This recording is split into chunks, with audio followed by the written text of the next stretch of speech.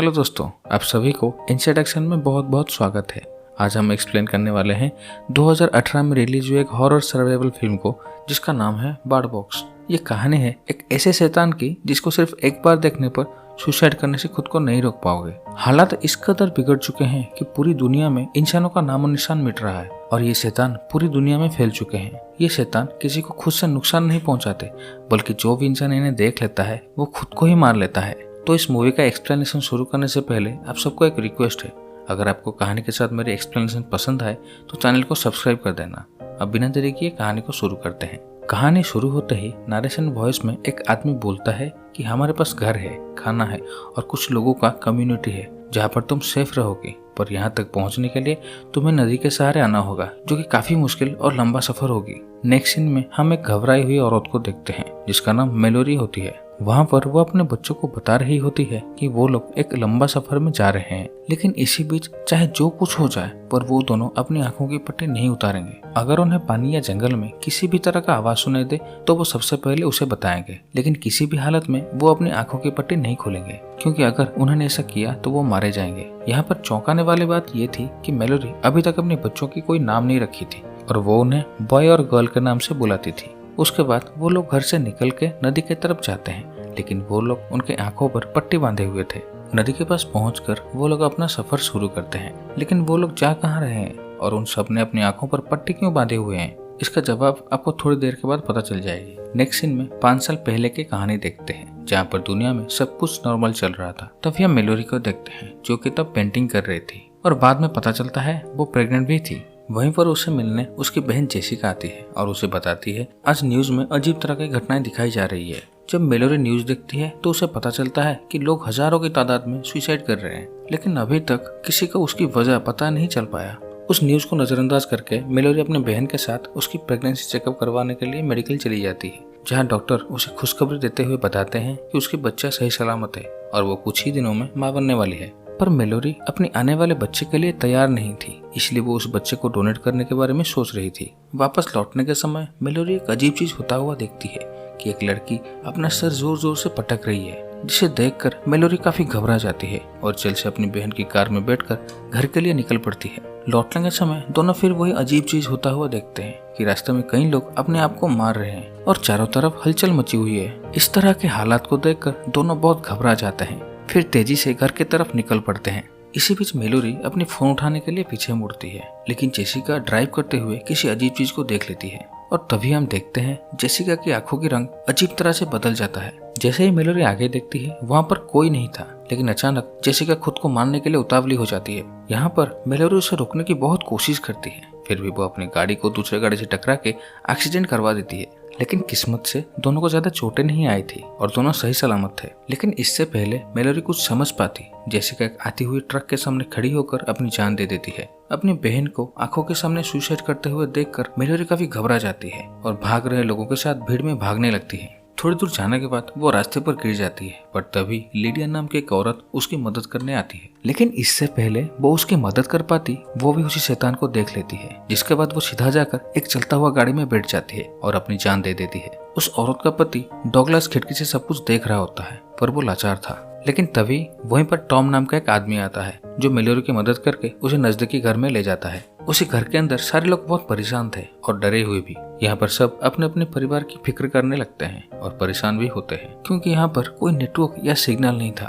तभी न्यूज में दिखाया जाता है कि अब ऐसी घटनाएं पूरी दुनिया में होने लगी है और स्टेट ऑफ इमरजेंसी घोषित किया गया है। इसीलिए सबको घर के अंदर रहने को बोला जाता है, सोशल मीडिया से दूर रहने को और रेडियो इस्तेमाल करने को कहा जाता है। उसके बाद सभी लोग घर के सारे खिड़की दरवाजा बंद कर देते हैं, साथ ही घर की सारी विंडोज पर न्यूज़पेपर भी चिपका देते हैं ताकि कोई गलती से बाहर ना देख पाए। इसके बाद मूवी प्रेजेंट टाइम में आती है, जहाँ मेलोरी और उसके बच्चों को सफर करते हुए 6 घंटे से भी ज्यादा टाइम हो चुका है। वहीं पर हम देखते हैं मेलोरी अपने साथ लाए बर्ड्स को पानी पिलाती है और लगातार रेडियो से संपर्क करने की कोशिश करती है। तभी उसके बर्ड्स डर के चेंचाने लगते हैं। फिर एक डरावनी आवाज सुनाई पड़ती है जो कि बार बार उसका नाम ले रही होती है। उसके बाद मेलोरी बहुत मुश्किल से उस आवाज को इग्नोर करती है और आगे का सफर जारी रखती है। फिर हम 5 साल पीछे की कहानी देखते हैं, जहाँ पर अब इस घटना को 3 दिन हो चुके थे, पर अभी तक किसी को इसका हल नहीं मिला था। वहीं पर रेडियो के थ्रू चेतावनी देते हुए बताया जाता है कि जितना हो सके घर के अंदर रहे और गलती से भी बाहर ना देखें, तभी ओलिम्पिया नाम की एक प्रेग्नेंट औरत इनके घर में आ जाती है। हालांकि पहले तो वो उसे अंदर नहीं आने देते क्योंकि उनको डर होता है कि कोई इन्फेक्टेड इंसान घर के अंदर न आ जाए।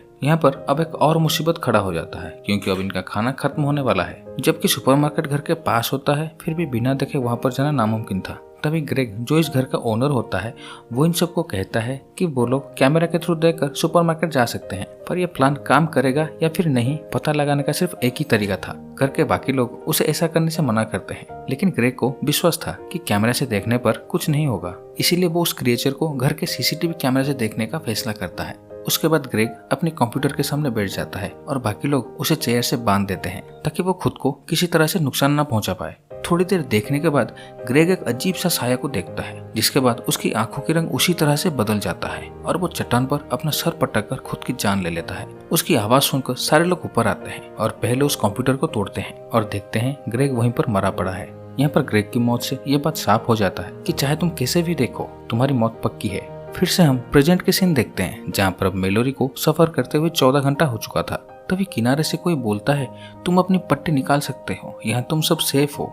लेकिन मेलोरी ऐसा करने से बच्चों को मना करती है, पर वो आदमी उनके नजदीक आ जाता है और आके मेलोरी की आंखों से पट्टी निकालने की कोशिश करता है। पर मेलोरी किसी तरह से उसको घायल करके वहां से निकलने में कामयाब हो जाती है। वहीं पर हम एक अजीब चीज नोटिस करते हैं, उस आदमी की आंखें अजीब तरह से दिखाई दे रही थी और वो खुली आंखों से चारों तरफ देख भी सकता था। फिर हम फ्लैशबैक में जाते हैं जहां अब खाना खत्म होने की वजह से सब सुपरमार्केट जाने को डिसाइड करते हैं। तभी टॉम बताता है कि हम कार से जाएंगे, लेकिन कार के विंडोज को पूरी तरह से कवर कर देंगे और जीपीएस की मदद से सुपरमार्केट पहुंच जाएंगे। उसके बाद सब मिलकर कार को चारों तरफ से कवर करते हैं और अपने लिए राशन लेने के लिए निकल पड़ते हैं। और रास्ते पर वो लोग कई सारे लाशों के ऊपर गुजरते हैं और कार के सेंसर की मदद से आगे बढ़ते हैं। फिर थोड़ी देर बाद उन्हें वही शैतान आकर चारों तरफ से घेर लेते हैं, लेकिन किसी तरह से वो लोग वहां से निकलकर सुपरमार्केट पहुंच जाते हैं। अंदर पहुंचते ही वो लोग सबसे पहले सारे दरवाजे और खिड़की बंद कर देते हैं। वहां उन्हें सब राशन और खाने का सामान मिल जाता है जो उन्हें चाहिए था। वहीं पर मेलोरी को एक पिंजरे में बर्ड्स मिलते हैं जिन्हें वो रख लेती है और ये वही बर्ड्स हैं जिसको मेलोरी प्रेजेंट टाइम में अपने साथ रखी हुई है। ये सब घर के लिए निकल ही रहे होते हैं कि तभी चार्ली का एक दोस्त जबरदस्ती दरवाजे से अंदर आने की कोशिश करता है। उसकी बातों से हमें साफ पता चलता है कि वो आदमी इन्फेक्टेड है, क्योंकि वो उन सबको बाहर आके देखने को कह रहा होता है। यहाँ पर चार्ली सबको बचाने के लिए खुद को सैक्रिफाइस कर देता है और बाहर जाके अपने हाथ खुद की जान ले लेता है। यहाँ पर आप सोच रहे होंगे वो आदमी बाहर होने के बावजूद कैसे जिंदा है, और जिसने मेलोरी पर अटैक किया था वो अब तक खुदकुशी क्यों नहीं किया है। अब इसका जवाब आपको कहानी में आगे मिल जाएगी। उसके बाद वो लोग उसी तरह वापस लौटने में कामयाब हो जाते हैं, पर इस बार उनके साथ चार्ली नहीं लौट पाया। फिर रात को डॉगलेस और मेलोरी बात करते हैं तो पता चलता है डॉगलेस भी लाइफ में बहुत कुछ खोया है और वो थोड़ा सा केयरलेस भी है। जहाँ पर सब अपने काम पर बिजी होते हैं तभी उनमें से कपल उनके गाड़ी चुरा के वहाँ से भाग जाते हैं, जिसे जानकर सब बहुत निराश होते हैं क्योंकि उस गाड़ी से ही वो लोग खाने पीने का इंतजाम करते थे। इस तरह प्रेजेंट में मेलोरी को बोटिंग करते हुए 24 घंटे हो चुके थे और वो लोग बहुत थके हुए थे। तभी इनकी टक्कर नदी में पड़े हुए एक ट्रक से हो जाती है, जिससे बॉय नदी में गिर जाता है। तभी मेलोरी किसी तरह से बॉय को बोट पर वापस लाने में कामयाब हो जाती है, लेकिन उनका सामान जिसमें उनका खाना और कंबल था वो पानी में बह जाता है। तभी मेलोरी एक आवाज को सुनकर तुरंत बोट को किनारे पर लगाती है और अपने बच्चों से कहती है कि चाहे जो कुछ हो जाए तुम दोनों बोट पर ही रहना और किसी भी हालत में आंखों से पट्टी मत निकालना। उसके बाद मेलोरी वहां से एक घर में जाकर उनके लिए जरूरी सामान इकट्ठा करने लगती है, लेकिन इसी बीच वो शैतान यहाँ पर भी पहुंच जाता है। जैसे ही मेलोरी वापस अपने बोट की तरफ भागने लगती है वो शैतान उसके पीछे पड़ जाता है। तभी मेलोरी घबरा के इधर उधर गोली चलाने लगती है, पर इसका कोई भी फायदा नहीं था। इस तरफ गोली की आवाज सुनकर गर्ल मेलोरी को ढूंढते हुए जंगल में चली जाती है जहाँ पर वो शैतान मौजूद था, लेकिन इससे पहले कुछ अनहोनी होती मेलोरी उसे बोट के पास खींच लेती है और उसे डांट लगाती है। उसके बाद मेलोरी अपने आगे के सफर में निकल पड़ती है। वहीं फिर से मूवी फ्लैशबैक में जाती है जहाँ टॉम और मेलोरी के बीच नजदीकियां बढ़ रही होती है। इस तरफ रात को ओलंपिया गैरी नाम के एक आदमी को चुपके से अंदर आने देती है, लेकिन घर के सारे लोग इस बात पर परेशान हो जाते हैं। गैरी उन सबसे रिक्वेस्ट करते हुए कहता है कि उनके घर में कुछ पागल इन्फेक्टेड लोग घुस गए हैं जिन्होंने मेरे दोस्तों की आंखें जबरदस्ती खोलकर शैतान को दिखाने लगते हैं, जिसकी वजह से मेरे सारे दोस्त खुदकुशी कर लिए। पर मैं वहां से किसी तरह से भाग गया। और कहता है वो इन्फेक्टेड लोगों ने आंखों पर पट्टी नहीं बांधे थे, बल्कि वो लोग उस शैतान को देखकर बहुत खुश थे। यहाँ पर सब लोग उसके बातों पर यकीन कर लेते हैं, पर डॉगलेस उसे बाहर निकलने को धमकी देता है क्योंकि उसको गैरी पर भरोसा नहीं था, और वो सच भी था, जिसको हम थोड़ी देर में जानेंगे। लेकिन तभी सैरिल उसे मारकर बेहोश कर देती है और डॉगलेस को गैरेज में बंद कर देते हैं। नेक्स्ट सीन में फिर से प्रेजेंट में आते हैं, जहाँ पर इन लोगों को सफर करते हुए 38 घंटा हो चुका था। तभी मेलोरी अपने बच्चों को सावधान करते हुए बताती है अब यहाँ से उनका सफर खतरनाक होने वाला है, क्योंकि वहाँ से नदी का रफ्तार तेज हो चुका है, इसीलिए उन्हें तैयार रहना होगा। फिर फ्लैशबैक में हम देखते हैं ओलंपिया और मेलोरी का एक साथ डिलीवरी पेन होने लगता है। जब टॉम और शेरिल डिलीवरी में हेल्प कर रहे थे तभी गैरी अपना असल चेहरा दिखाता है। पहले तो वो उस शैतान का कई सारे तस्वीर निकालकर टेबल पर रखता है, फिर उन बर्ड्स को लेकर डॉगलेस के सामने उन्हें फ्रीजर में डाल देता है। ऊपर मेलोरी और ओलंपिया दोनों अपने बच्चों को जन्म देती हैं। ओलंपिया ने जहाँ एक लड़की को जन्म दिया होता है, वही मेलोरी एक लड़के को जन्म देती है। इस तरफ गैरी घर के सारे विंडोज पर लगा हुआ पेपर को फाड़ने लगता है, तो अभी डॉगलेस उसकी इन्फेक्टेड आंखों को देखकर समझ जाता है कि गैरी वही पागल इन्फेक्टेड लोग है जिसके ऊपर उस शैतान का कोई असर नहीं होता। थोड़ी देर बाद जब टॉम नीचे आता है तो वो डॉगलेस की बात मानकर बर्ड्स को फ्रीजर से निकालता है, पर तभी गैरी उसके सर पे मारकर बेहोश कर देता है। उसके बाद वो गैराज का शटर को उठाकर डॉगलेस को वहीं फंसा लेता है। उसके बाद वो ऊपर जाता है और उस कमरे के सारे लगे हुए पर्दे को फाड़ने लगता है, जिसके वजह से यहाँ पर ओलंपिया अफेक्ट हो जाती है। लेकिन मेलोरी किसी तरह से ओलंपिया से उसकी बेटी को ले लेती है। इतने में ही ओलंपिया सीधे खिड़की से कूदकर खुदकुशी कर लेती है। वहीं गैरी शेरिल की आंख को जबरदस्ती खोल लेती है, जिसके बाद वो भी खुद को मारने से नहीं रोक पाती। उसके बाद वो जैसे ही मेलोरी की तरफ बढ़ता है तब डॉगलेस शॉटगन लेके वहीं पर आ जाता है, पर सारी खिड़की खुला होने के कारण वो अपना आंखें बंद किया होता है। यहाँ पर इन दोनों की फाइट हो जाता है, पर आखिर में गैरी डॉगलेस को बुरी तरह से मारकर खत्म कर देता है। तभी हमें पता चलता है कि डॉगलेस गैरी के बारे में पहले दिन से ही सही था। तभी टॉम भी होश में आ जाता है, पर इस पर टॉम उसे खत्म कर देता है। कहानी इस दिन से ठीक 5 साल के बाद शिफ्ट होती है, जहाँ टॉम और मेलोरी दोनों साथ में होते हैं। वहीं बच्चे भी अब बड़े हो चुके हैं और मेलोरी रोज अपने बच्चों को हर तरह की सर्वाइविंग स्किल सिखा रही होती है। तभी हम देखते हैं अभी भी वो पागल लोग बाहर घूम रहे होते हैं और नॉर्मल लोगों को ढूंढ रहे होते हैं। फिर एक दिन रेडियो पर एक सिग्नल आता है। लाइन पर रिक नाम का एक आदमी टॉम से बात करता है और बताता है उनकी जगह पूरी तरह से सुरक्षित है, साथ ही उन्होंने खाना पानी का भी पूरा इंतजाम वहाँ किया हुआ है, और बताता है वो जगह काफी दूर है, लेकिन वो नदी के बहाव के साथ आए तो उन्हें 2 दिन लगेगा। ये भी कहता है कि जिस जगह पर नदी का बहाव बहुत तेज होगा, यानी कि जहाँ पर रैपिड होगा, वहीं पास में इनका कॉलोनी है। यहाँ पर बहुत सारे बर्ड्स हैं जिसकी आवाज सुनकर तुम लोग यहाँ पर पहुँच सकते हो। यहाँ पर मेलोरी टॉम के डिसीजन से बहुत नाराज थी, क्योंकि उसे लगता है ये शायद पागल लोगों की कोई चाल होगी, क्योंकि 5 साल पहले वो एक बार गैरी के हाथ से मरते मरते बची थी। फिर रात को जब टॉम बच्चों को कहानियां सुना रहा होता है तब मेलोरी उस पर गुस्सा करती है और कहती है जो चीज करना असंभव है वो चीज उन्हें मत सुनाओ। पर टॉम कहता है सर्वाइविंग के साथ उन्हें खुश रहना भी सिखाना होगा, क्योंकि वो भी उतना ही जरूरी है, और कहता है उन्हें खोने की डर से अभी तक तुम अपने बच्चों के नाम भी नहीं रखे हो, बल्कि उनको तुम सिर्फ बॉय और गर्ल के नाम से बुलाते हो।